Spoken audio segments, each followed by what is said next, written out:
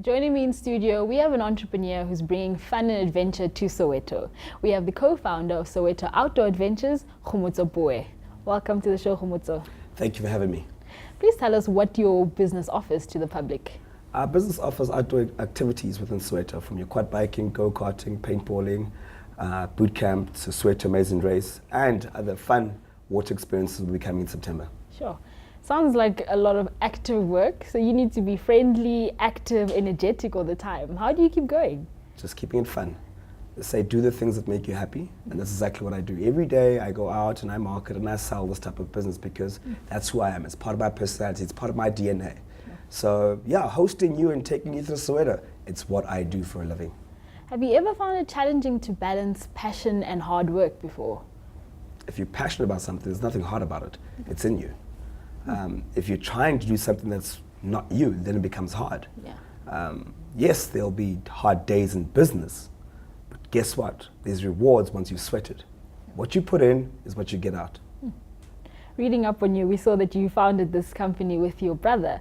Is it difficult to manage that relationship? No, not at all. I mean, we both played two different roles. I'm the creative, spontaneous, mad one in the family, and always been.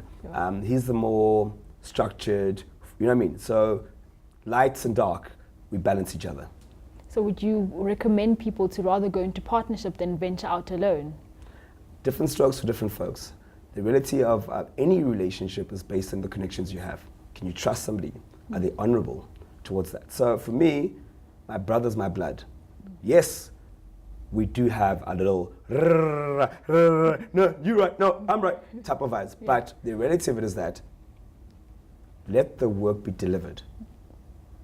And if somebody's got a point to make, and it's the right point, listen.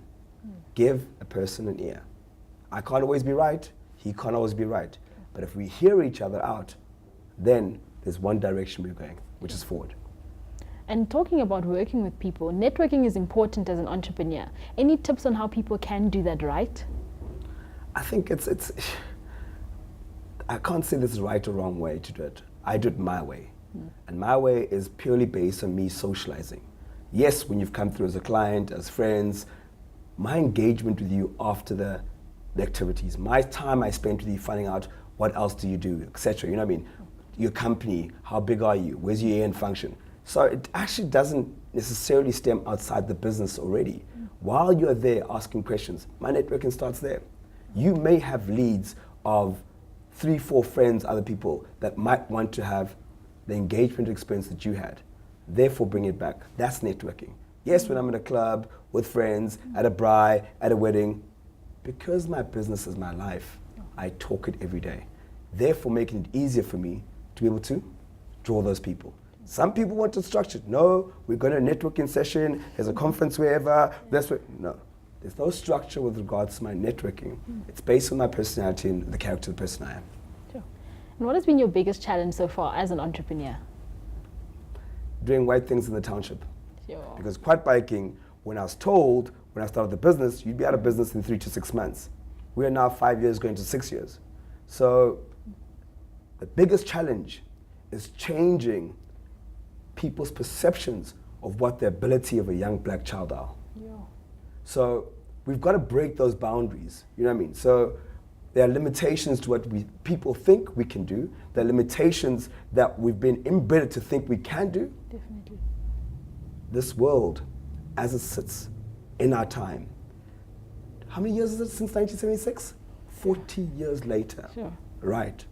The youth of 1976 have given us an opportunity to do and engage with whatever we want. Our future lies in our own hands. No, Tata Madiba came and passed on. Yeah. It's up to you. Nothing in this world is for free. Nobody's going to step up to you and say, hey, here you are, here's a nice business here, go run with it. No. Nobody is ever going to give you anything. Go out there, earn it, work it. It's yours for the taking. Sure. Thank you so much, Kgomotso, for all your words of wisdom and for the inspiration that you've given us to go out there and get it done. Thank you for having me once again. That's all from me, Puno, and our guest Kgomotso Pooe, right here on The Big Interview.